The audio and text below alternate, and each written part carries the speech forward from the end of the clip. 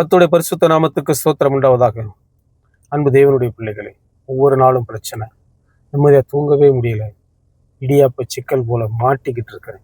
எப்படி இந்த சிக்கலிலிருந்து நான் மீண்டு வருவது என்று தெரியாமல் தவித்து கொண்டிருக்கேன். எல்லாருக்கும் இந்த பூமியில பிரச்சனை இருக்கு. இதை எப்படி தாண்டது?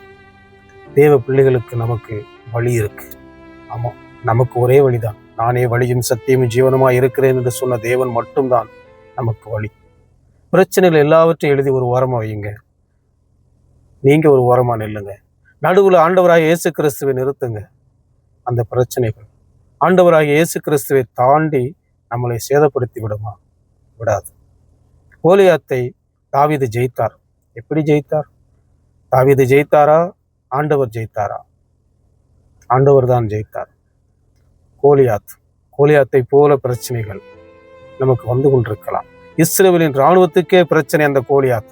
ஆனால் ஆண்டவர் வெகு சுலபமாக தாவீதை கொண்டு வீழ்த்தினார் அல்லவா?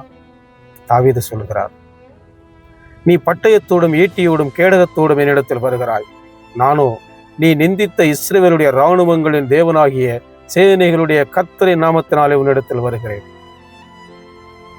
கர்த்தருடைய நாமத்தினால தாவீது கோலியாத்தை ஜெயிச்சார். நாமளும் அப்படித்தான் ஜெயிக்கணும். கோலியாத்துங்கிற பிரச்சனை, கோலியாத்துங்கிற கடன் பிரச்சனை, கோலியாத்துங்கிற அவமானங்கள் எல்லாத்தையும் ஆண்டவராய் இயேசு கிறிஸ்துவோட நாமத்தினால நாமளும் ஜெயிக்கணும். என் நாமத்தினால எவைகளை கேட்டீர்களோ அவைகளை உங்களுக்கு தருவேன் என்று சொன்னார்ல, கண்டிப்பா தருவார். நம்புவோம், விசுவாசம். பிரச்சனைகளுக்கும் நமக்கும் நடுவ ஆண்டவராய் இயேசு கிறிஸ்துவை நிறுத்தி நாம் ஜெயம் எடுப்போம். நம்மாலே அது கூடும். ஏனென்றால் தேவன் நம்மோடு இருக்கிறார். திக்கற்ற பிள்ளைகளுக்கு அவரே அடைக்கலம். விசுவாசத்தோடு இருப்போம், இந்த உலகத்தை ஜெயிப்போம்.